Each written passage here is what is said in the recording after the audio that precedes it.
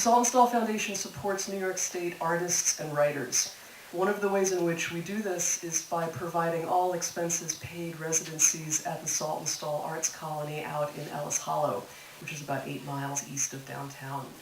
Artists and writers are provided either a 4-week or a 2-week residency to work uninterrupted in a beautiful studio in a beautiful setting. Programs like Spring Rights provide an opportunity for us to share a little bit of what we do with you by featuring alums of our residency program. The format for the program, our panelists are going to offer brief readings, maybe a little under 10 minutes apiece, just to give you a sense of their work. And then we'll have about a 20 to 30 minute moderated panel discussion. A member of the Cherokee Nation of Oklahoma, Santee Frazier, earned a BFA from the Institute of American Indian Arts and an MFA from Syracuse University. His collection of poems, Dark 30, was published in 2009 in the Sun Tracks series of the University of Arizona Press.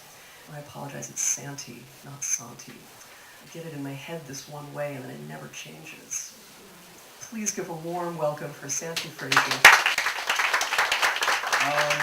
So I'm going to read new work, a current manuscript that I'm working on, entitled Arum, which is it's Latin for gold.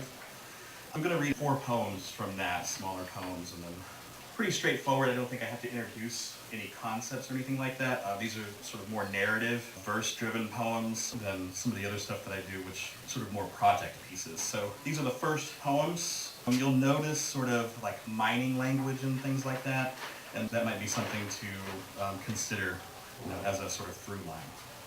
Okay. Load. In the mirror, I see how your mouth made vows when you sang into a mug of lager. Always in the dim, misted window light, a gush in the throat, some memory under your wrinkled brow. Not eggs in the grease, not flame under skillet, but glowered lips gripping the strike. Minnow shine in the divots of your forehead, sun-up shading craggy, punched sheetrock. My cheek scraping the balding linoleum. Crumbs of bacon and black pepper under the rust-speckled stove. Not stereo blaring the trailer tin. No poor man's dollar hollered to the pounding of biscuit dough. The rain shaking the window.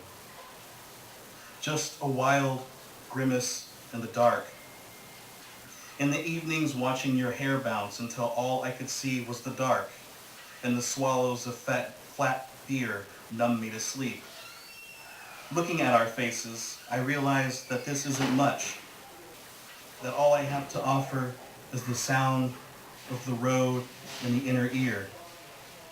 Thinking of those days, I imagine melting your records in the slow ember of the wood stove fire, watching them burn to black smoke.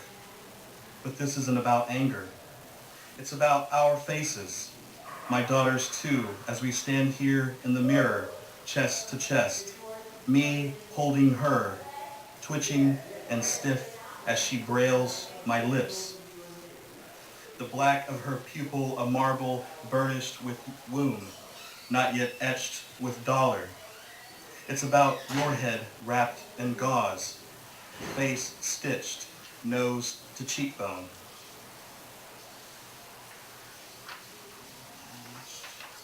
Snake root. With nails like almonds, he stirs the ropey strands, naming the gossip, clicking his tongue, spit whitening the creases of his frowning lips. Under his jaw, a gobbler shaking to some erased syllable, the sound of sapping or pecans unfastening from the limb. Along the rim of a bowl, the paint is thinning to steel. A vine of strawberries gnarling into mounded leaves he pulverizes between thumb and pointer. 35 years ago, a voice full of poplar bark and mist healed a misshapen tongue. A tongue that sounded like river water slurring around a slick stone, the way unthawed snow shapes itself into the skin of snake root. And now, knife in one hand, potato in the other, the curved blade slicking away the dirty membrane. Embraced by the dimming window light, I want to vanish, the fog shredding the balding hillside.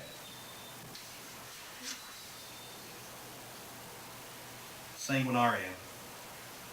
A bullwhip, handle wrapped with duct tape, ends knotted to halt the unweaving, a revolver wrapped in a bandana, a fillet knife, buck blade, and a pair of brass knuckles, flecks of blood in the dents.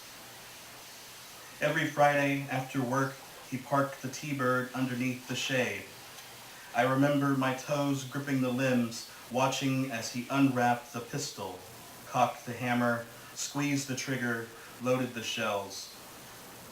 I remember the wind dusting up the hillside, bending maple and oak, trailer windows slamming shut. He liked the quiet of a ditch, the snap of skull crushing into smaller snaps, the way skin flays off the collarbone. So I'm going to read this last poem, and it takes place in 3 different locations. So Oklahoma City, Syracuse, and Santa Fe, New Mexico. Should be pretty obvious where each kind of scene is set. It's called Sun Perch.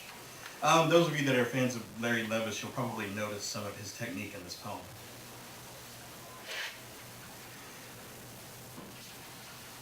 It is late, but outside the night is glowing with snow and streetlight. Quiet, but for the occasional growl and skid of the plows. Winter, Syracuse, where the fainting snow fusses and scatters until it collapses roofs and power lines. And now, sitting in that gauzy light, nothing but the sounds of sleep, my son's cub-like snore, I am reminded that most of my childhood was spent in another city, alone, a boy who knew nothing of evenings, only by the gradual blackening behind buildings, jar bugs pinging electric poles, from the street curb hearing the clink of dishes, chuckles of supper. I remember a fish staring blankly at me from the center of a round plate rimmed with almond-eyed bluebirds, wings extended, mid-flap. The fish perhaps lightly steamed, then wok fried, charred along the belly, fins crisp, mouth open from its last breath, fossilized in a reduction of fish sauce and honey. Next to the plate, a bowl of steamed rice. I sat at the table waiting, not knowing how to eat the fish or rice with chopsticks, smiling as best I could, while in Vietnamese, John explained that I lived 3 blocks away and that I'd been home alone for days. His father looked at me as he left the kitchen wearing the shirt of a machinist, Paul sewn in above the right pocket. Later I would learn he worked 3 jobs, and on his only day off, Sunday, after Mass, he would drive his family to some faraway lake outside the city where they would reel in sun perch and net them boatside. The smells of cooking oil and aromatics fading, John translated for his mother, who asked me to sleep over, and I said, "No, thank you," smiled, and walked home to whatever misfortune awaited in that dark house, where the plumbing was empty, my bed a pallet of blankets on the living room floor. I said no, not out of shame, but because I wanted to lie down and remembered how I'd used my fingers to scrape flesh off bones, skin tearing with it, and how I trembled when I was asked to eat the eyes, fins, and tail. I remember now how in the throes of labor my wife looked at me, how she gripped my hand when the pain ruptured up, and how through it all, behind the brown webbing of her pupils, there was gentleness. When our son finally came, he could not breathe. He was motionless. I remember the midwife rushing him off, and minutes later, hearing a gasping bawl. I didn't know what I saw as my son shivered, hands gnarled, locked in cry, still blind from birth, breathing underneath a plastic dome.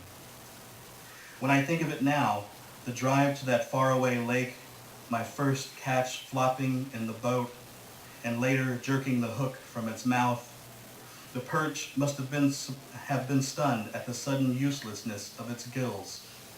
And as I watched it gasp against the hull of the boat, I wished what all boys wished for, a way of remembering how air rushes from your body after being socked in the gut, how to sit in the dark, alone, when street light is just enough for a boy to make shapes with his hands.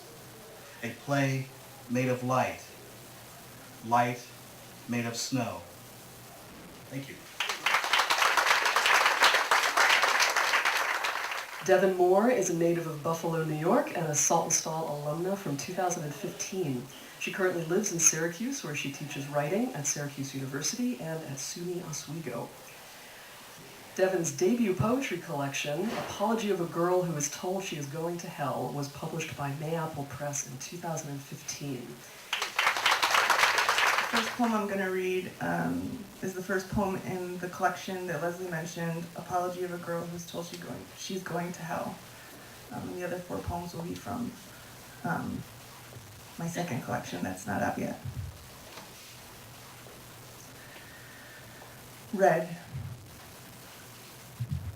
Sorry, I feel like really tall. Okay. I tell you this so that you know. There was once a body of a woman on the beach, with legs glowing white and the fabric of her bathing suit bodice strained. I yelled mother at her from the water of a lake, my tiptoes barely puncturing the sand bottom, my neck barely reaching air. I wanted her to flow with me, be as I was, a suspended tensile weight. In that position, there was no need for food or shelter. There would be no need for imagining things.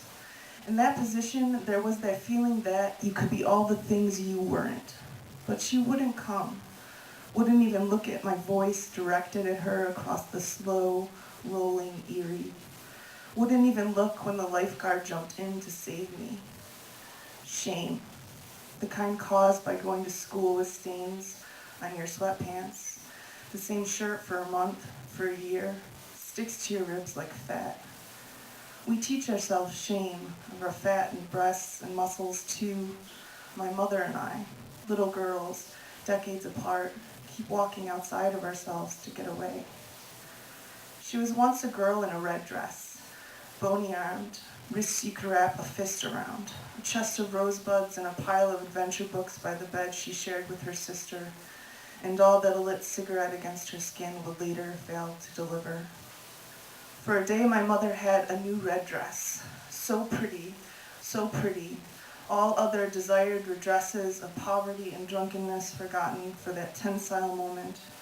She floated in happiness when she set the dress in the bathtub, poured out the bleach to clean it, a corrosiveness at hand she didn't recognize until too late. I tell you this so that you know. There are some absences of color I can't get back for her, even when I write red and red and red and red, even when I call out to her, mother, my voice pummeling through the silver prismatic light reflected on a lake, her body moving slow and so far away. This one starts with an epigraph from Organic Gardening magazine. Soil is a record of the past. That's a line from Organic Gardening magazine. Okay, the poem's called Burial. The knotweed, the hawkweed, the pigweed, the violets from the acidic soil. From city to city, I carry my dad's ashes, carry his eyes in my head, bear witness to the places he could lay rest, the windswept places, the blackberry borders, those disease-prone hybrid tea roses, a persimmon tree. When I bring him home, I think, today I could be a rosy-cheeked matriarch digging a hole. Today I could be a messenger, like the weeds. Today I could be clover, the smell of my grandma's eucalyptus tree that died last year. Today I could be the deepest taproot, making its way to a vein of water through the saltiest earth. The water that I drank, and my dad drank, and my grandma drank, and we all pissed out into the creeping soft grass, the nettles, the spear thistle, the nightshades, and through the air to the gathering sky. The hurricanes came, and it rained, and it rained. When the eye looked over us, I stood there, knee-deep in the ocean that came to my grandma's front porch, all the roses around me drowning, the pecan tree uprooted, its roots a tangled mass of dying paths, once tunneling through the under-earth, looking so much like dendrites, tendriling, exposed, without a brain. All the space the tree had made to get what it needs, and no place left to go. And I thought, what a body, what an upside-down burial, what another wasted opportunity to open and earn. What a glistening black dirt gap, what a hole. Forbiddance. My father, who preferred the couch to his bed because the TV helped him escape his helicopter mind's noise, said he didn't want me learning about war. But I wanted to understand him and why he cried out at night. So I read secretly about O'Brien's water buffalo and how to tell a true story, and other narratives from war's point of view, the Gestapo, the slaveholders, the guillotine masters. I saw my dad's picture of his parachute, snapped right through his eyes, the sky so calm, and the famous one of the screaming girl running from the napalm, whose expression I would see again in other photos in different times and places. After, I wanted to know how the skulls in the Rambai school in Rwanda got accumulated and stacked, the Western world's cameras shuttering their lenses, and why Alexander the Great, the king of Macedon, carried the blind poet Homer's words on his person as he conquered his known world. So many armies moving like lava about the earth, each commander carrying within them their own private Odysseus, their own manifest destiny. I held my eyes open, and still holding my eyes open, for the image of SS guards after liberation who were made to clean up what they had done. In the picture, I think the body they're holding, like a taut jump rope, is of a starved woman. The place where her pelvis and legs meet, so flat and sharp, I'm embarrassed to say I saw her bones overlaid with her skin and thought she looked more like the hinge of a barbecue tong than a daughter. I think that's what my father didn't want me to know, how easily a body can become a sharp instrument, that even my dad had allowed himself to be a blade. As I left childhood, Agent Orange came for him, like a sleeper cell in my dad's throat, and I remembered his forbiddance, was happy I had ignored it. He needed me to know him then, and his certainty, he said as he died, that no good God could forgive him.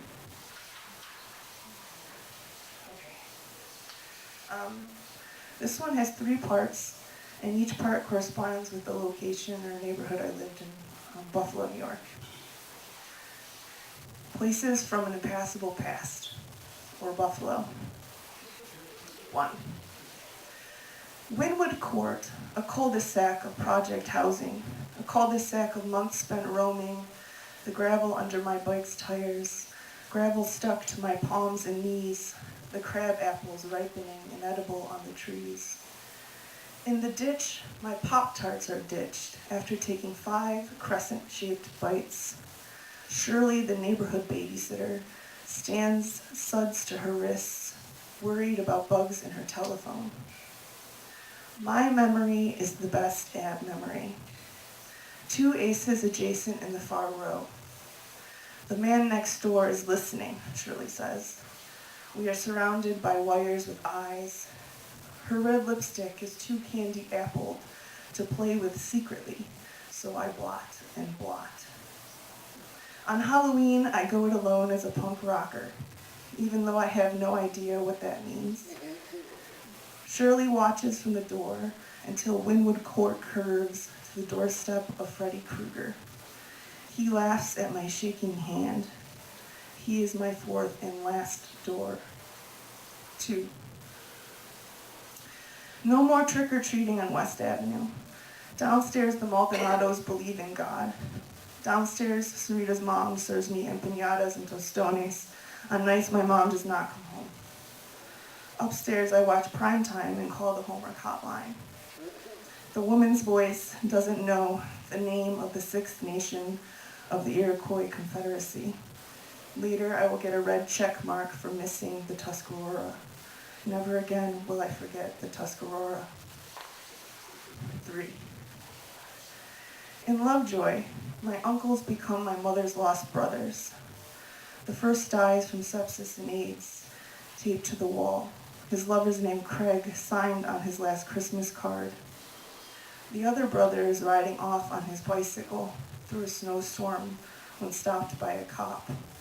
His brown hair matted down, wet with snow and sweat and desperate need.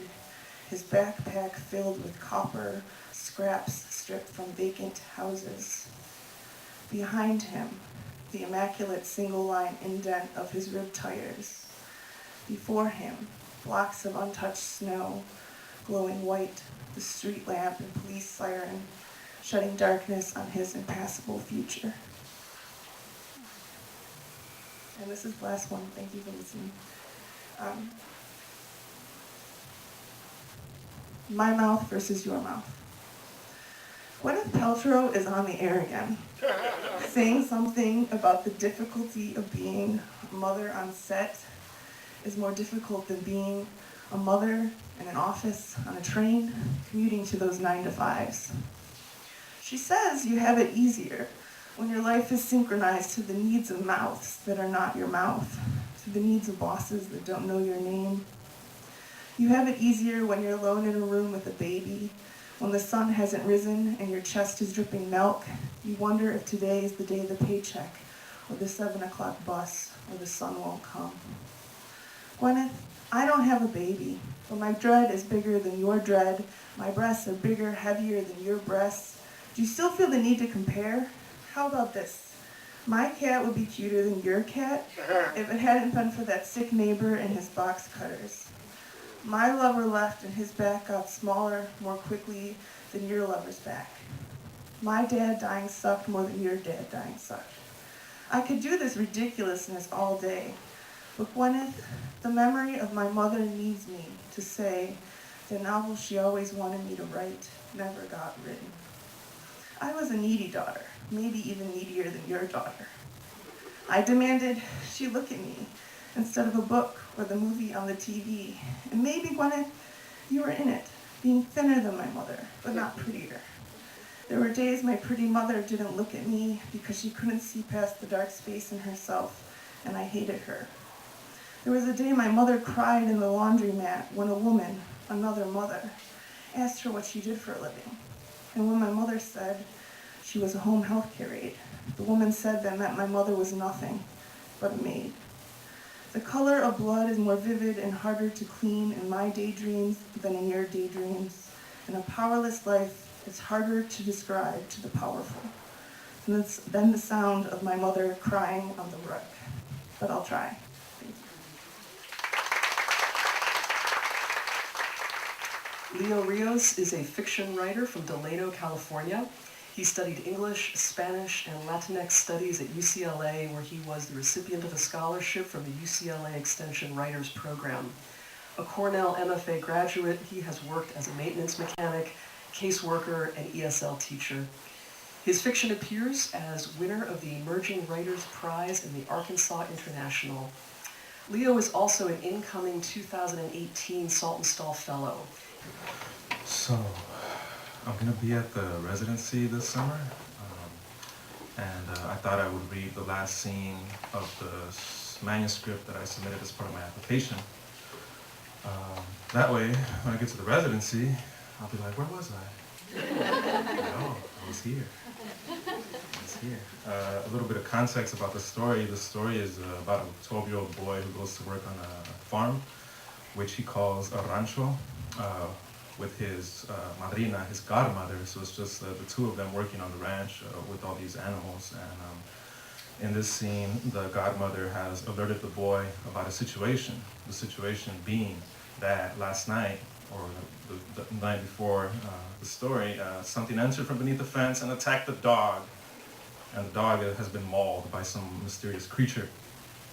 And the dog is tied to a tree. So the two characters here, the boy and his madrina, are walking over to go see what's up with the dog, basically. As we trudged north-northwest, smells shifted from the sour fumes of goats to the vomit-like slops of pig, through a general cochinella of chicken feathers, milky ostrich shit, nitrous cow juice. All the smells were gelling, steaming, in the bacterial monkey breath of El Sol Sin Piedad, the unforgiving sun. Walking across the center sea of dirt clods, we could see the distant outline of Vaga's body. The dog's name, by the way, is Vaga.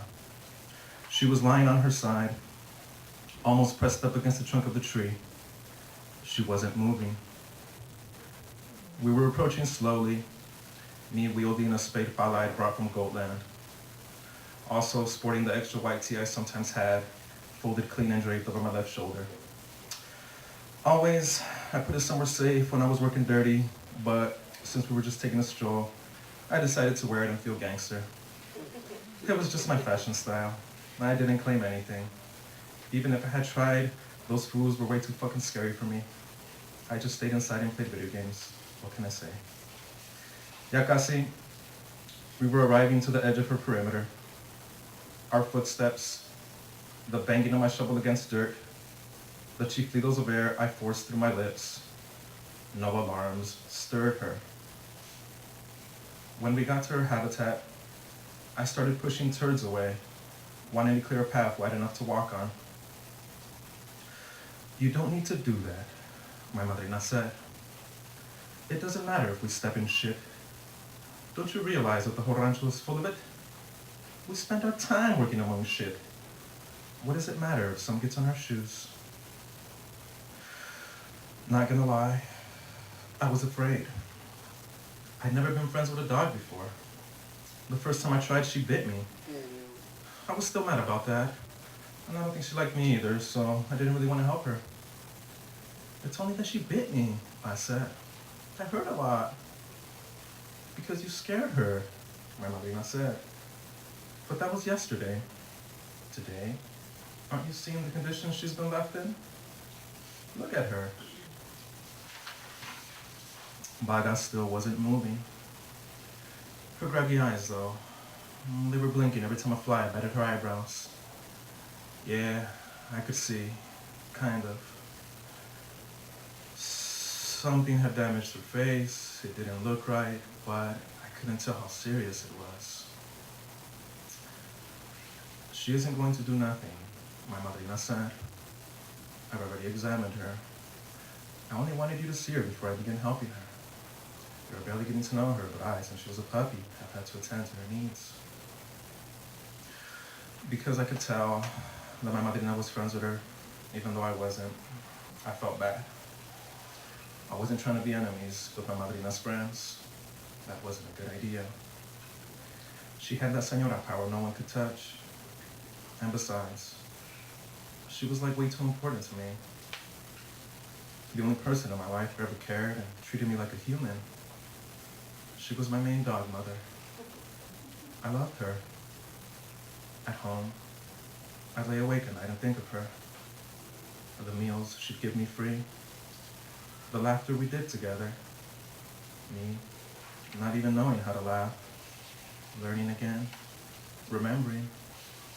Her strange words and ways of saying them. Out of the ordinary. Siempre twisting my reality into something better. In the bedroom next to mine, my sick mom would be yelling with the most recent vato who'd moved this chump ass in. I couldn't remember my real dad dying. And I couldn't remember when exactly my mom started hearing voices from other planets. Needing medications whose regimens were probably the only thing her stupid boyfriends were ever good for. They made sure she took them and stayed easy. I couldn't remember loving my brothers. And I couldn't remember ever having a birthday party, or a Christmas party, or any party except the ones at school. I couldn't remember most things about my life, but I knew that where I lived was the saddest house in all of Wasco. Working at the rancho with my madrina, it was a milagro miracle. As yourself says, I said, I'm here to help. We proceeded into the shade of the tree, and I felt a squishy turd on my left heel, then another on my right, though I wasn't trying to step on them. I was just walking. Their spongy texture, their earthy fumes, these in truth didn't disgust me. I liked them.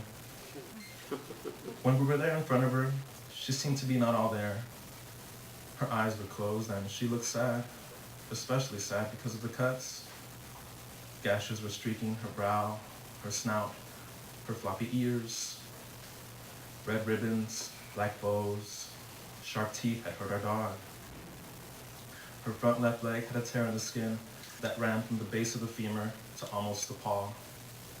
The biggest visible wound, it was a river of blood. What are we going to do to her? I said. My instinct was peroxide to prevent gangrene. We can start, my madrina said, by removing this cord that your uncle has placed upon her. Vaga opened her eyelids slowly then, saw us standing there, then closed them again. She seemed tired, as if feeling death was near. Yo lo hago, I said. I'll do it.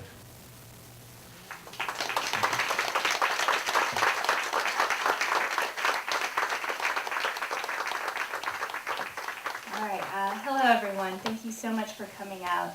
My name is Christine Kitano and I will be moderating this panel.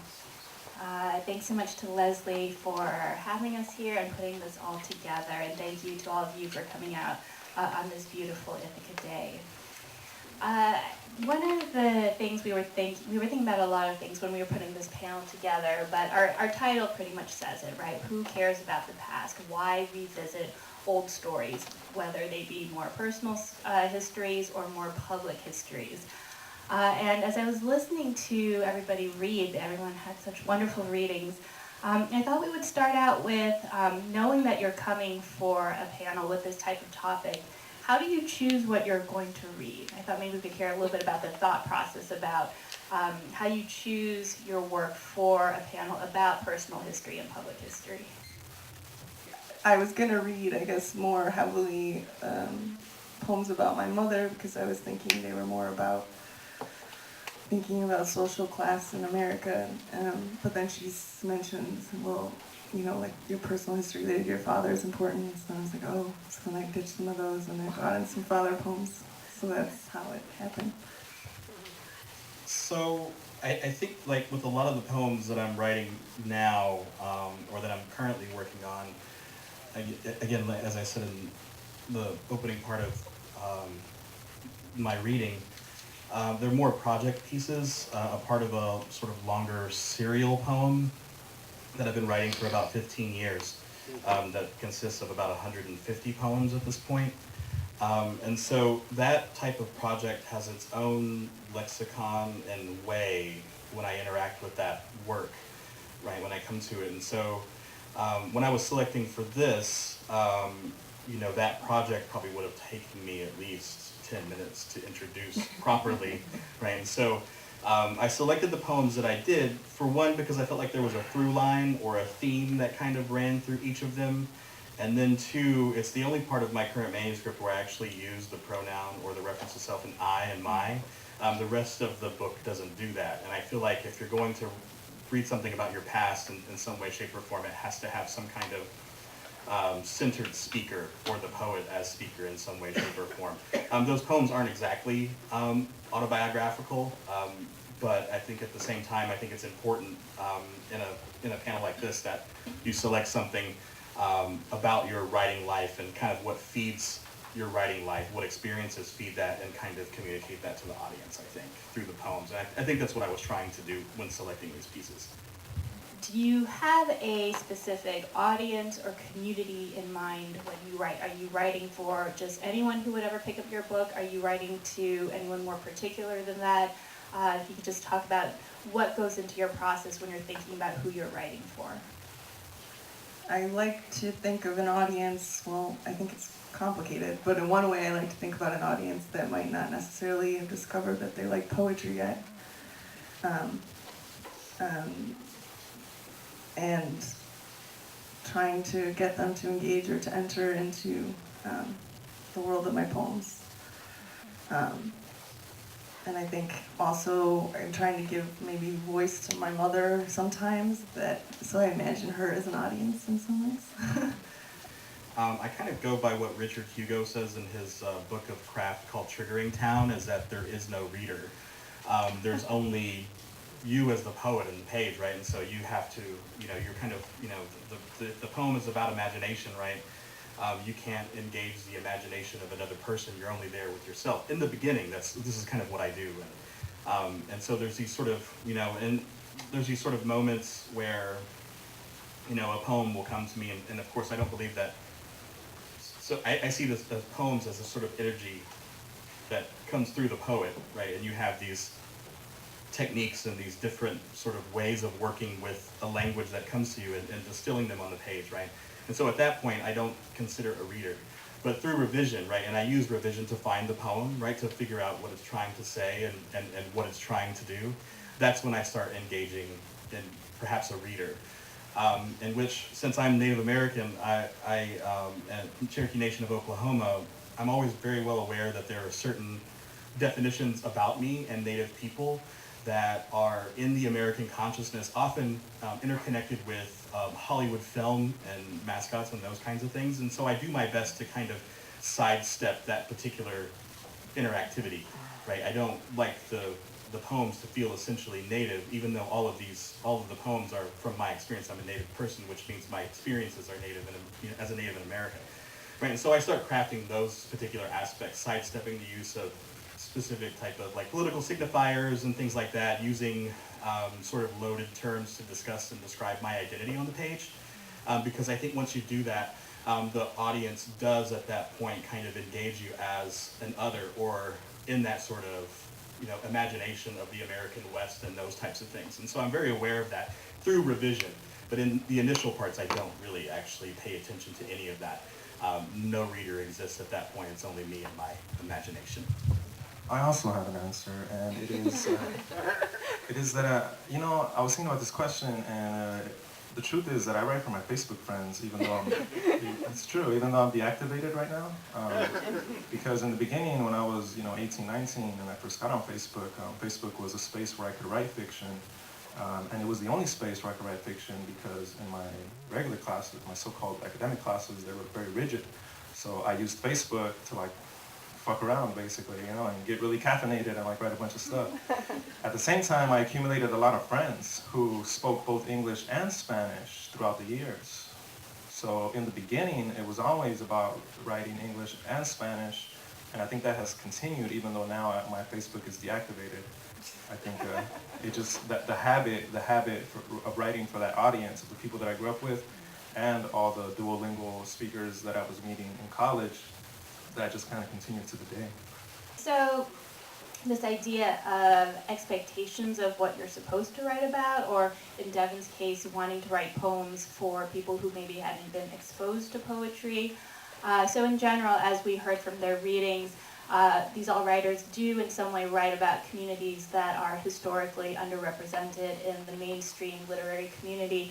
I was wondering if you could talk as specifically or as generally as you would like about some of the challenges of writing in this mode, perhaps some of the expectations that you feel pressure to either to actually conform to those expectations, or as Santee was saying, write against those expectations, just how you deal with writing about communities that don't get much representation. I live in Ithaca and I just graduated from the Cornell MFA program, and being here I've had to really isolate myself. I guess the thing that I've had to do is kind of make my home my community, because the voices get in your head and then you don't know who you are, especially because I lived in communities where Spanish and English are both in the area. When you're not there, I could come home and I'll be like, well, who am I? I don't even know who I am. So I always I guess, isolate and get on Facebook and try to reconnect with my old Facebook friends. This question feels hard to me, but I think partly my answer, it has to do with thinking about, like I mentioned, trying to give voice in some ways to some of my mother's experiences and to process things and to question things and to get my audiences to question things too. Yeah, I mean, I think I'm acutely aware that a lot of the people that I might engage with or write about from my personal history and memories probably will never read my poems. I don't want to engage in issues associated with identity politics. I kind of want those things to be buried underneath the surface of the poem, or to be the underpinnings, right? Because I feel like if a person can go and move through a specific type of line, form, or technique, right, and I'm able to get them to a place where they can accept some of the philosophical positions associated with indigenous knowledge systems and things like that, if I can get them into that place in the poem, right, then I've done a better job than just kind of saying, these are Native Americans, watch them like you would in a film or something like that, right? And so that's one part of it, and I'll kind of talk a little bit about the last poem that I read, the Sun Perch Poem. Not a lot of people know that after the fall of Saigon, there was an influx of Vietnamese refugees in Oklahoma City, and they have a huge community and population, many of whom I grew up with. And if you know any history about Oklahoma, you know that it was also a receptacle for Native nations that were removed from the East Coast, right, at some point. And so I thought it was kind of very interesting, right, how Oklahoma consists of all these different Native nations, right, and then also Vietnamese refugees, and we're all kind of there because of colonial conquests in a way, even though different parts of the globe, right? And so how do you do that in a poem, right? And so I think that's one of the challenges, right, is you try to put the poem in this impossible place to kind of engage the reader, their imagination, to kind of subvert it and to get them to look at that particular concept, because, right, I'm a Native person in that poem, right, but at the same time, like, there's this sort of community, right, and in some ways underneath the poem there's this sort of shared oppression, right, of being under the sort of colonial apparatus in such a way. And so I think that's kind of, I try to do that. I try not to sort of engage in this sort of, the identity politics part, but I think that if I'm kind of honest about my experiences and honest about, the way that I craft a poem, I think that those things will eventually shine through if I have a good reader on the other end of, the text. I'm thinking about this idea that craft can manage all the complexities that Santee is talking about. I know Devon and Santee are both poets, and Leo is a fiction writer. Confession, I myself am a poet, so I feel more comfortable asking questions about poetry. But for all of you, do you feel that, what is it like to try to tackle very difficult, nuanced subject matter and balance that with the aesthetic responsibilities? So one of my main concerns, I think, before I even try to figure out what a poem is or what it's trying to do, and usually I'm writing about the same things. I'm always suspicious that I've been writing, the same poem over and over and over again since I've been doing it, right? It just comes out in different language, right? Like you're writing, there's certain things that you obsess over, certain images, things like that, and I think that, those things that I cannot help that those things come out in the poem. I can only try to meet them with technique, and so, having, my childhood, having gone through a lot of traumatic events and violence, things like that, I became really interested, instead of trying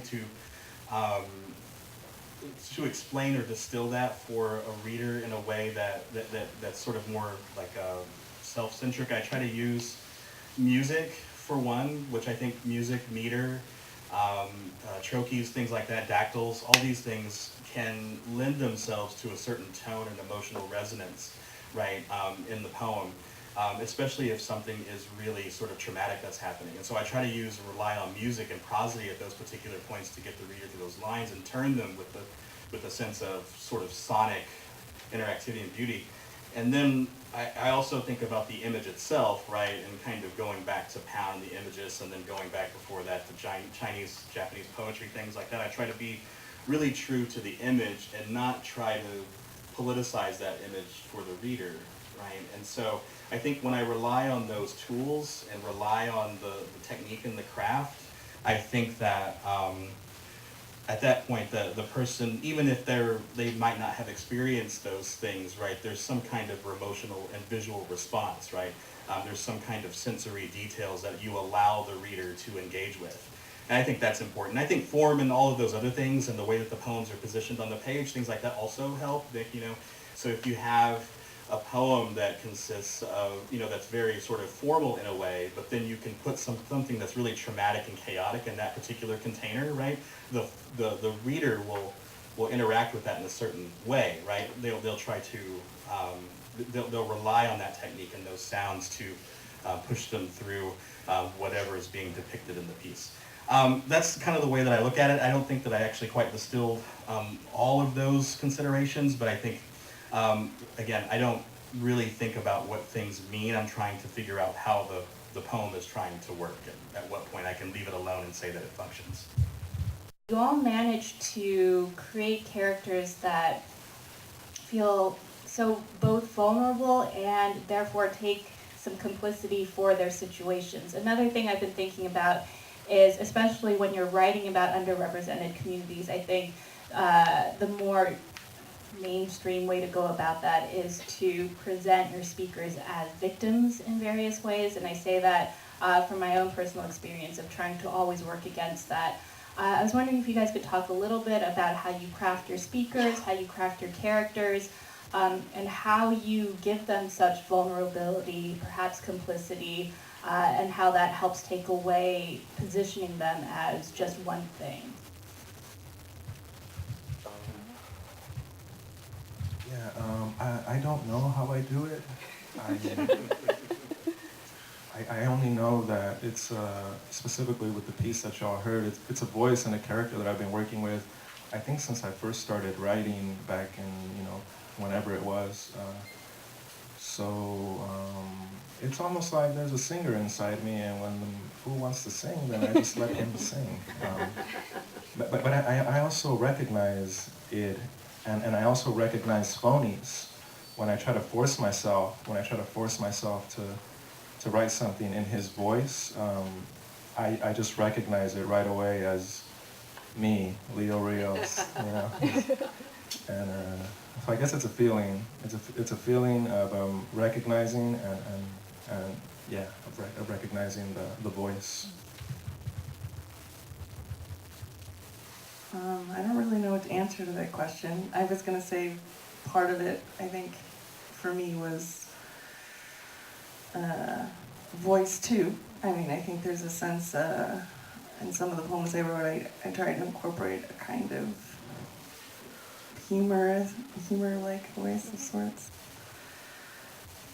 I try to go from the perspective that, I don't know quite how to say this, but we're in some ways that we're all sort of victims of this sort of concept I've been sort of wrestling around with, of utopian ideologies, which means that we're constantly trying to create this sort of perfect civilization, right? And so with that sort of ideology driving sort of colonial conquest, for instance, right? That's the whole reason why it was justified to separate natives from their land, right? Because they weren't civilized people. So the Western world needed to civilize them in some ways, right? Good intentions, probably, like in saying that, oh, well, the way that we live is better, but then at the same time, there's this sort of whole act of subjugation and plunder that are the consequences of that.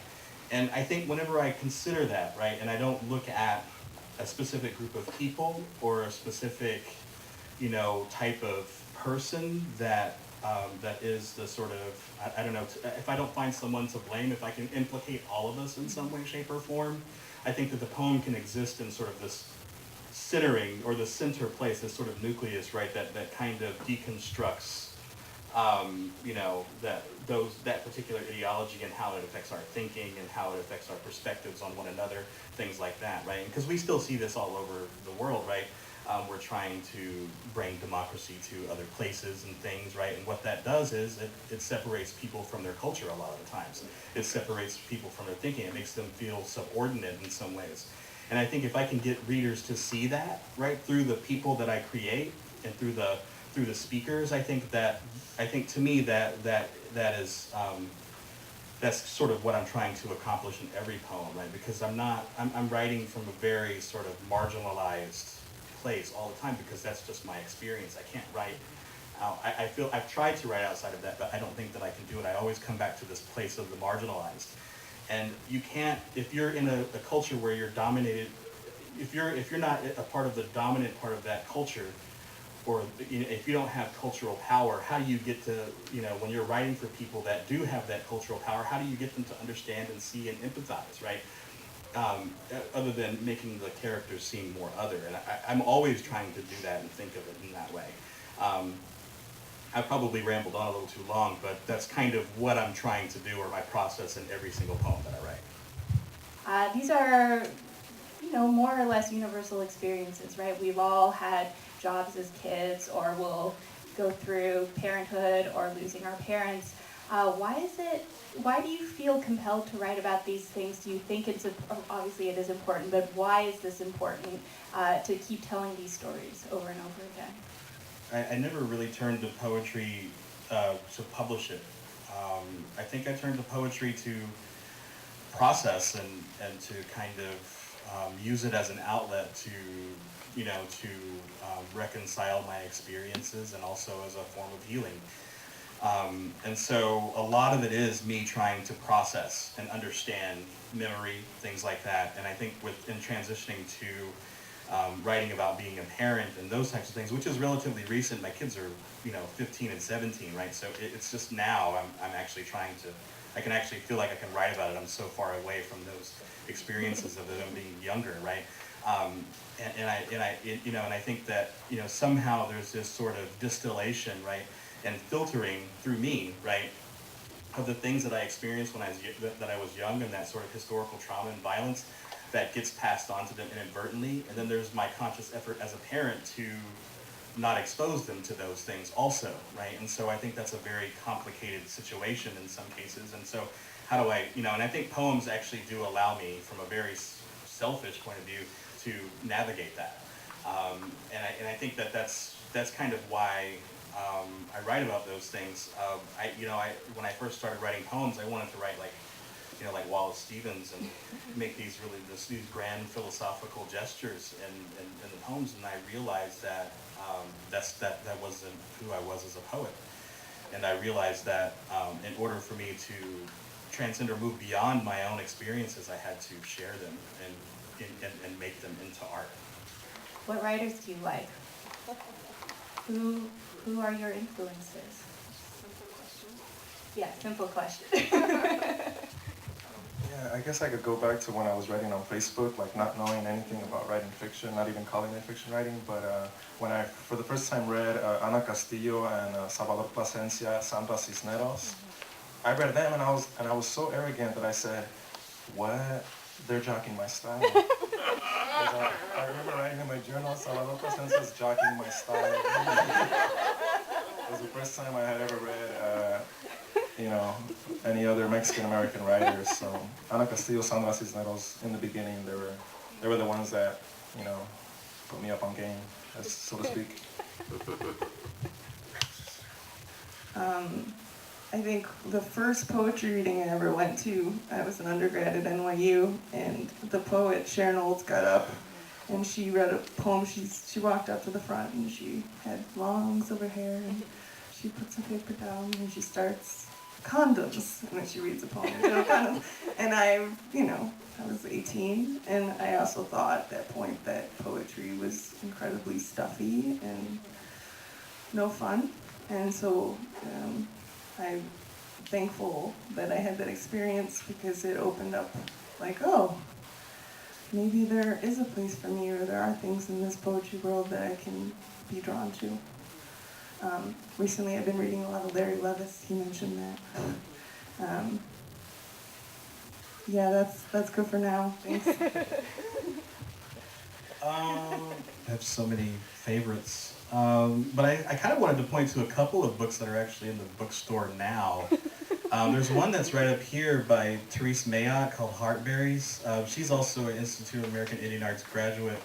That just came out, but it's an amazing book of essays about her growing up in Canada on the Seabird Reservation, which I think is a beautiful book. I mean, the essays themselves are extremely poetic. You know, she has such an amazing sort of story of survival and reconciliation, those types of things. I was really inspired when I read that book.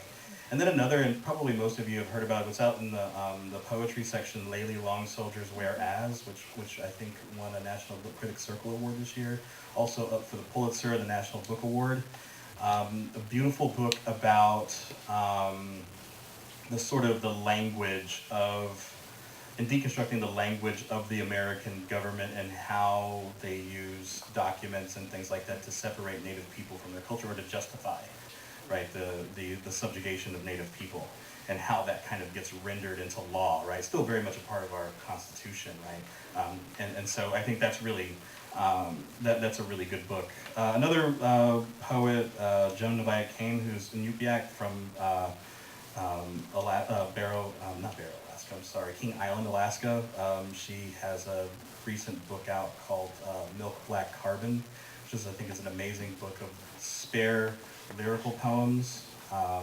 Then it's sort of my personal, I love Larry Levis, Richard Hugo, who I also mentioned, C.D. Wright, who's passed on now, has had a huge influence on me, and then Frank Stanford also, who's a part of that sort of Arkansas group, Natasha Trethway, on and on and on. But I think in general there's just so many good books that are coming out of underrepresented communities right now that I think that in general we're just, in terms of poetry, we're in a really good place. All right, so we are out of time for today, but thank you all for coming out. Thank you to Lesley and Saltonstall for having us. Thank you to our lovely panelists.